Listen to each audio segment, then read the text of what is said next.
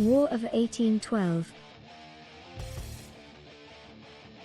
In the War of 1812, the United States took on the greatest naval power in the world, Great Britain, in a conflict that would have an immense impact on the young country's future.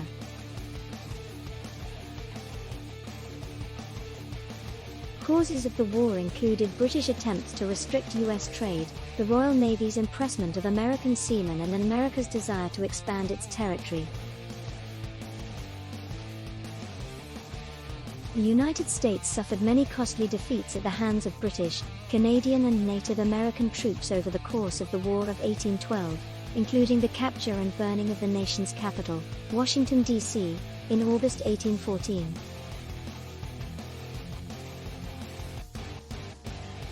Nonetheless, American troops were able to repulse British invasions in New York, Baltimore, and New Orleans, boosting national confidence and fostering a new spirit of patriotism.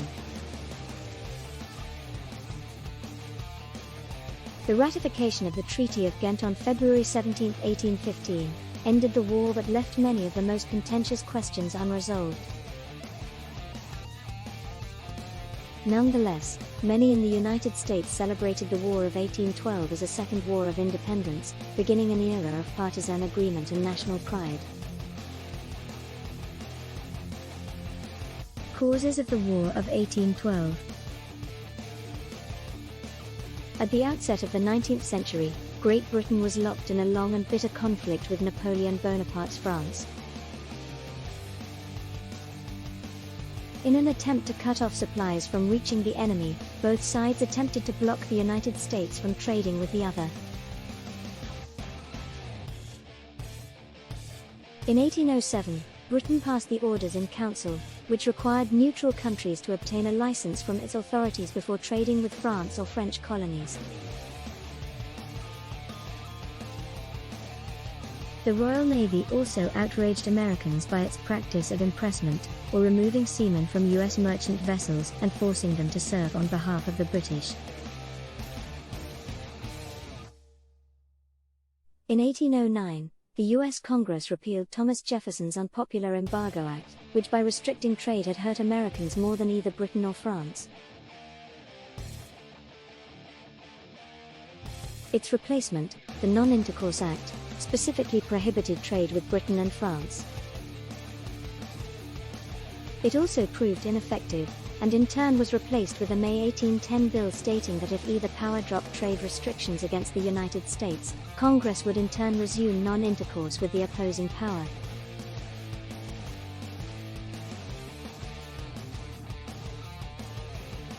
After Napoleon hinted he would stop restrictions, President James Madison blocked all trade with Britain that November. Meanwhile, new members of Congress elected that year, led by Henry Clay and John C. Calhoun, had begun to agitate for war, based on their indignation over British violations of maritime rights as well as Britain's encouragement of Native American hostility against American westward expansion.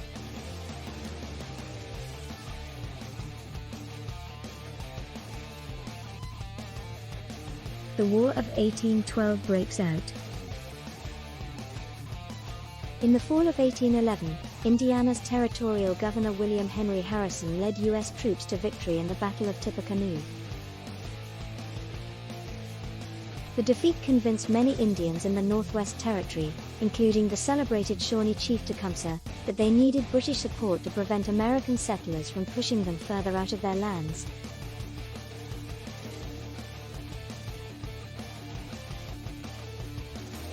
Meanwhile, by late 1811 the so-called war hawks in Congress were putting more and more pressure on Madison, and on June 18, 1812, the president signed a declaration of war against Britain. Though Congress ultimately voted for war, both House and Senate were bitterly divided on the issue. Most Western and Southern congressmen supported war, while Federalists, especially New Englanders who relied heavily on trade with Britain, accused war advocates of using the excuse of maritime rights to promote their expansionist agenda.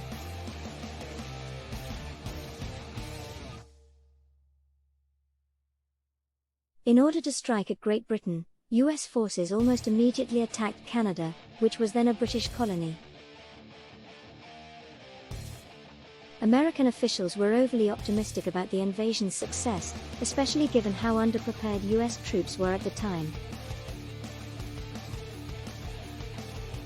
On the other side, they faced a well-managed defense coordinated by Sir Isaac Brock, the British soldier and administrator in charge in Upper Canada, modern Ontario. On August 16, 1812, the United States suffered a humiliating defeat after Brock and Tecumseh's forces chased those led by Michigan William Hull across the Canadian border, scaring Hull into surrendering Detroit without any shots fired.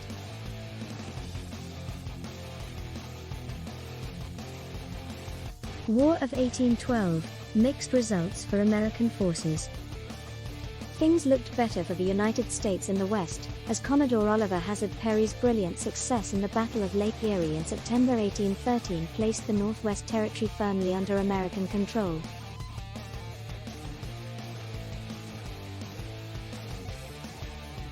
Harrison was subsequently able to retake Detroit with a victory in the Battle of Thames, in which Tecumseh was killed. Meanwhile, the US Navy had been able to score several victories over the Royal Navy in the early months of the war. With the defeat of Napoleon's armies in April 1814, however, Britain was able to turn its full attention to the war effort in North America.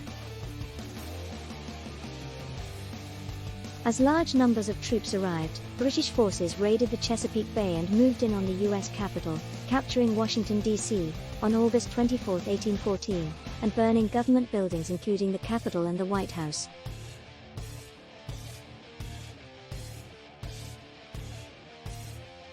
On September 11, 1814, at the Battle of Plattsburgh on Lake Champlain in New York, the American Navy soundly defeated the British fleet. And on September 13, 1814, Baltimore's Fort McHenry withstood 25 hours of bombardment by the British Navy. The following morning, the fort soldiers hoisted an enormous American flag, a sight that inspired Francis Scott Key to write a poem that would later be set to music and become known as the Star-Spangled Banner.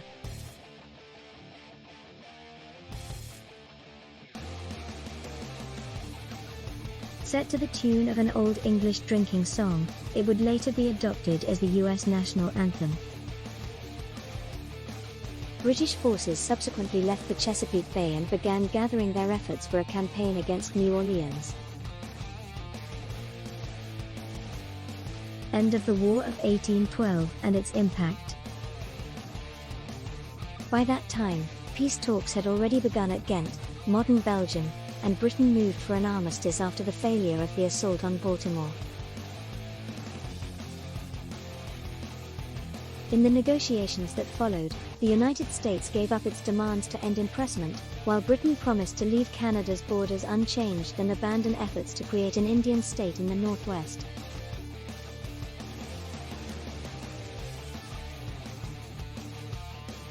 On December 24, 1814, commissioners signed the Treaty of Ghent, which would be ratified the following February. On January 8, 1815, unaware that peace had been concluded, British forces mounted a major attack in the Battle of New Orleans, only to meet with defeat at the hands of future US President Andrew Jackson's army.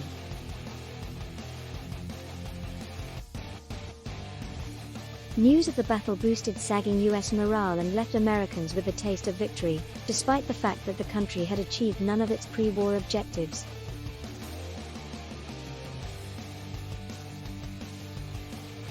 Impact of the War of 1812. Though the War of 1812 is remembered as a relatively minor conflict in the United States and Britain, it looms large for Canadians and for Native Americans, who see it as a decisive turning point in their losing struggle to govern themselves.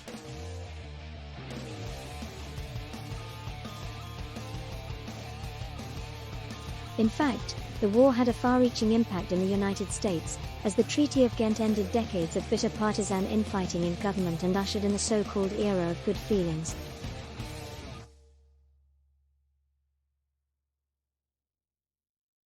The war also marked the demise of the Federalist Party, which had been accused of being unpatriotic for its anti-war stance, and reinforced a tradition of Anglophobia that had begun during the Revolutionary War.